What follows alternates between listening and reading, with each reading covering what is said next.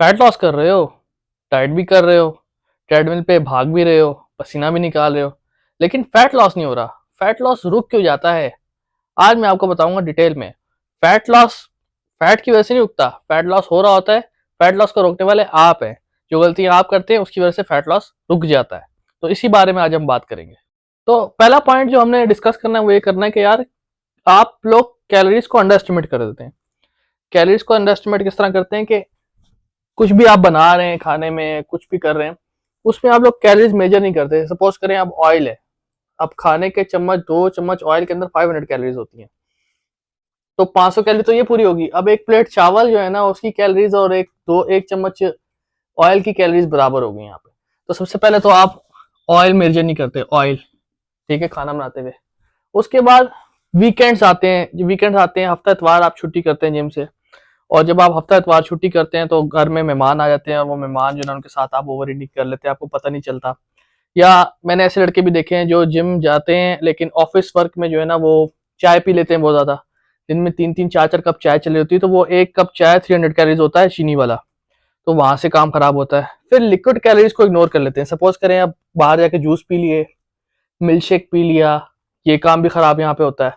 तो वीकेंड्स पे over eating, ठीक है, ओवर ईटिंग। उसके बाद आप कर लेते हैं जी लिक्विड कैलोरीज इग्नोर।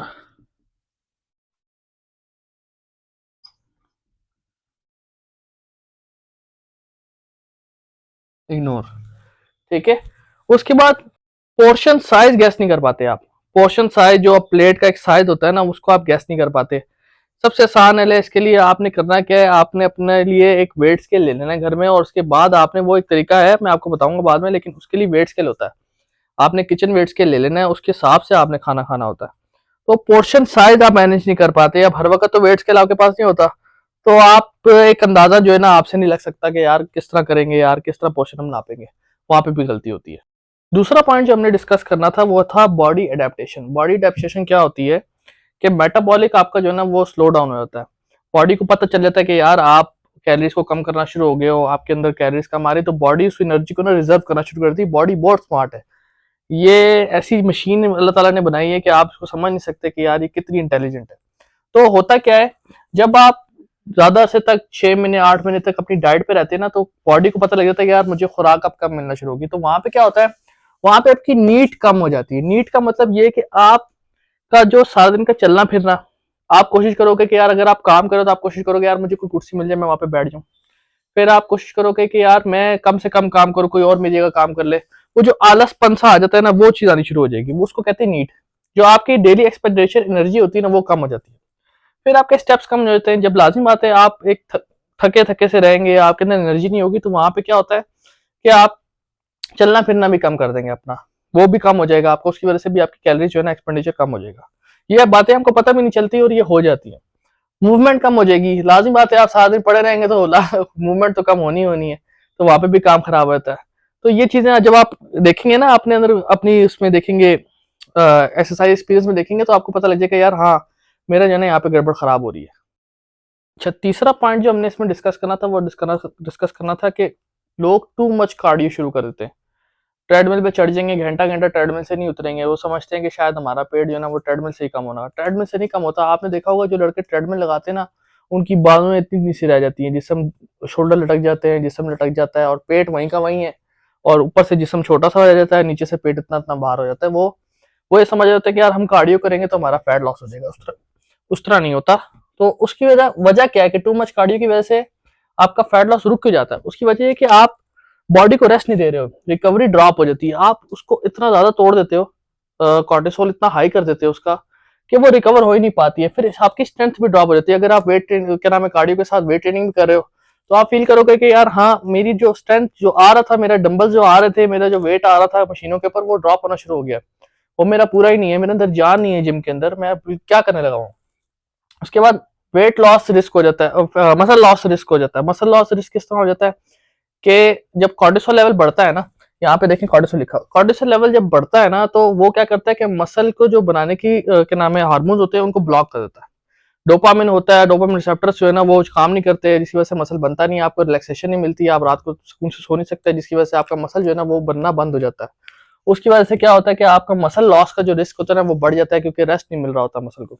और इसीलिए वो जो आपने देखा होगा ना कि लड़कों के जो कंधे झुके होते हैं, छोटी छोटी बाजुएं रह जाती है, लेकिन पेट वहीं के वहीं होते हैं, पेट नहीं आ रहे होते हैं। और कॉर्टिसोल इंक्रीज होता है, मेन इन सबको खराब करने वाला ये कॉर्टिसोल होता है। कॉर्टिसोल की वजह से जो है ना आपका मसल भी रुक जाता है, आपकी रिकवरी भी रुक जाती है, और आपका जो है स्ट्रेंथ भी ड्रॉप हो जाती है। इसकी वजह से जो है ना काम ज्यादा खराब होता है। अच्छा, इसी में मैं एक पॉइंट और ऐड कर दूं कि आपकी ना स्ट्रेंथ ड्रॉप जो होना शुरू हो जाती है ना जिम के अंदर, उसके ऊपर आपने बहुत ध्यान रखना है। सपोज करें कि आप, एक नया लड़का है, वो फैट लॉस करना चाह रहा है, वो 20-25 का डंबल मांग रहा है, लेकिन जैसे ही वो कार्डियो शुरू करता है, फैट लॉस के चक्कर में अपनी डाइट को कंट्रोल करता है, कार्ब्स कम करता है, तो होता क्या है कि उसकी जो है ना वेट लिफ्टिंग भी कम हो जाती है। वेट लिफ्टिंग कम होना खतरनाक है। अगर आपका वेट स्टेबल है ना, डंबल आपके स्टेबल है, और आप ये कह रहे हैं कि जी मेरे डंबल आ रहे हैं, लेकिन एक वक्त आता है, एक वीक के बाद ऐसा लगेगा कि वेट आना बंद हो गया, तो वहां पे वो रेड फ्लैग है। उसका मतलब ये है कि यार आपका जो है ना मसल छोटा हो रहा है, मसल लॉस हो रहा है, बॉडी जो है ना उसको पूरी रिकवरी नहीं मिल रही, उसका पूरा प्रोटीन नहीं मिल रहा, जिसकी वजह से बॉडी जो है ना एक तरफ से प्रोटीन निकाल के उधर डाल रही है, दूसरी तरफ से निकाल के उधर डाल रही है, तो मसल छोटा छोटा होता है। फैट लॉस का मतलब ये है कि आपने फैट को उड़ाना है, लेकिन खुद छोटा नहीं होना, वहां पे काम खराब। अच्छा, पांचवा पॉइंट जो अभी हमने डिस्कस करना है वो ये करना है कि स्लीप और स्ट्रेस को आपने अपना मैनेज करना है।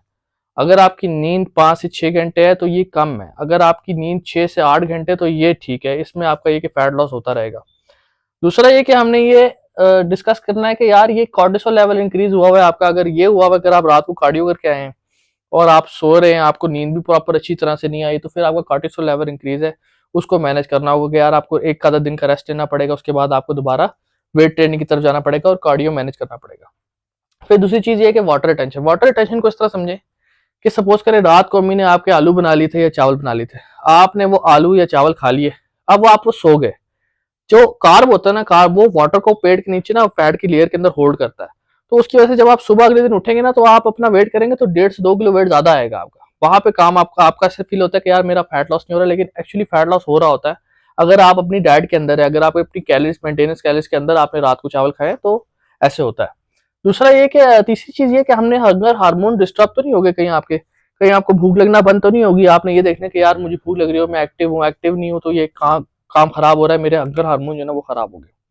कभी कभी फैट लॉस नहीं रुकता है, वाटर मास्क करती है उसको, उसकी वजह से ऐसा लगता है जैसे फैट लॉस रुक गया। तो इन सब चीजों का क्या लुबे निकला है कि जो फैट लॉस होता है ना वो किन चीजों से रुकता है। फैट लॉस रुकता है जी, या तो कैलोरीज गलत होती है, आपकी कैलोरीज गलत है, या बॉडी अडेप्ट कर रही होती है कि अभी यार अभी उसके ऊपर एकदम से लोड आता है, तो उसकी वजह से जो है ना काम खराब हो जाता है। फिर बॉडी जो है ना उसको ओवर कार्डियो कर देते हैं, आप कार्डियो इतना ज्यादा कर देते हैं कि वो उसको उसका काम खराब हो जाता है कार्डियो कर करके ना। तो आप जो जो घंटा घंटा लड़के कार्डियो करें उसको कम करें, उसको 20 से 25 मिनट पे लेकर आए और इंक्लाइन पे लगाएं, जिसमें आपका बीपीएम जो है ना वो आए 125 से लेके 135 के दरमियान हो आपका बीपीएम, उससे फैट लॉस होगा। और 20 मिनट से आधा घंटा इनफ है, ज्यादा नहीं।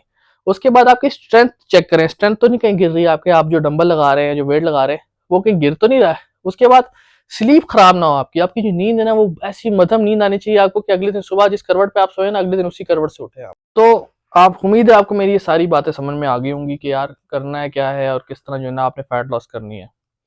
कटिंग करो, कटिंग करना सही है, लेकिन स्मार्ट कटिंग करो, ताकि हर चीज को देख के चलोगे ना तो कटिंग बहुत अच्छी होगी और बॉडी बहुत अच्छी निकलेगी।